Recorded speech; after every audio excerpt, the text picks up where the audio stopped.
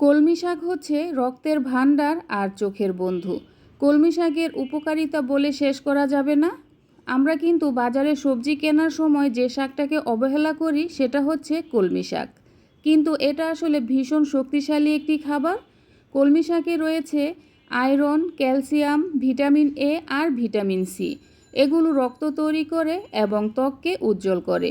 প্রতিদিন খাবারের তালিকায় কিন্তু টেবিলে কলমি শাকটা রাখতে পারেন।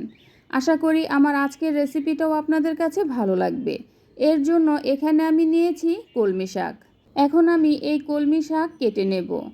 আমি কলমি শাক কেটে ভালো করে ধুয়ে কলমি শাকের পানিটা ঝরা দিয়ে নিয়েছি। আমি 3-4 বার পানিটা চেঞ্জ করে ধুয়ে নিয়েছি। এখন আমি রান্নায় চলে যাই। প্রথমে আমি কলমি শাকগুলো সেদ্ধ করে নেব। এর জন্য একটা কড়াইয়ের মধ্যে আমি দিয়ে দিচ্ছি কলমি শাক। আর এই শাকের মধ্যে কিন্তু পানি দিতে হবে না।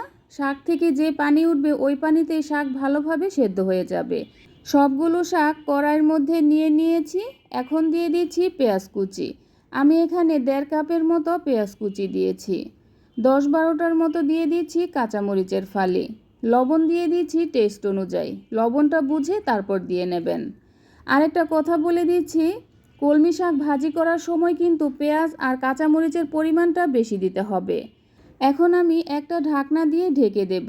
ঢেকে চুলার আঁচটা মিডিয়াম টু হাইয়ের মাঝামাঝি রেখে আমি শাকগুলো সেদ্ধ করে নেব। মাঝে একবার ঢাকনা তুলে শাকগুলো নেড়েচেড়ে উল্টে পাল্টে দিতে হবে। আর একটা কথা খেয়াল রাখবেন, শাক কিন্তু বেশিক্ষণ সময় নিয়ে রান্না করা যাবে না। শাক যদি বেশিক্ষণ সময় নিয়ে রান্না করে নেন তাহলে কিন্তু শাকের কালারটা লালচে হয়ে যাবে, তখন আর দেখতে ভালো লাগবে না। আমি শাক নেড়েচেড়ে উল্টে পাল্টে দিয়েছি। দেওয়ার পর আমি শাকগুলো ভালোভাবে সেদ্ধ করে নিয়েছি। শাক থেকে যে পানি উঠেছিল সেই পানি কিন্তু শুকিয়ে গেছে। আর শাক দেখুন আগের চেয়ে অনেকটা কমে গিয়েছে। এখন আমি চুলা থেকে নামিয়ে একটা বাটির মধ্যে ঢেলে নিয়েছি। এখন একটা সাইডে রেখে দেব। আর শাক বাগার দেওয়ার জন্য একটা কড়াইয়ের মধ্যে নিয়ে নিচ্ছি 3 টেবিল চামচের মতো রান্নার রেগুলার তেল। তেল গরম হয়ে এলে তারপর দিয়ে দিচ্ছি শুকনো মরিচ। আমি এখানে 3-4টার মতো শুকনো মরিচ নিয়েছি। তার মধ্যে 3টা আস্ত রেখেছি আর 2-3টার মতো কেটে দিয়েছি। শুকনো মরিচগুলো আমি কয়েক সেকেন্ডের মতো ভেজে নিয়েছি। তারপর দিয়ে দিচ্ছি রসুন কুচি। আমি এখানে 2 টেবিল চামচের মতো রসুন কুচি দিয়েছি। এখন আমি রসুন কুচিগুলো কিছুক্ষণ ভেজে নেব। রসুন কুচিগুলো কিছুক্ষণ ভেজে নেওয়ার পর তারপর দিয়ে দিতে হবে পেঁয়াজ কুচি। এখানে বেশি পেঁয়াজ দিতে হবে না, কারণ প্রথমে কিন্তু আমি অনেক পরিমাণে পেঁয়াজ দিয়েছি। এখন আমি পেঁয়াজ কুচিগুলো দিয়ে ভালো করে নেড়েচেড়ে রসুন আর পেঁয়াজ লালচে করে ভেজে নেব। যখনই এইরকম সুন্দর একটা কালার চলে আসবে ওই পর্যায়ে দিয়ে দিতে হবে সেদ্ধ করে রাখা কলমি শাক।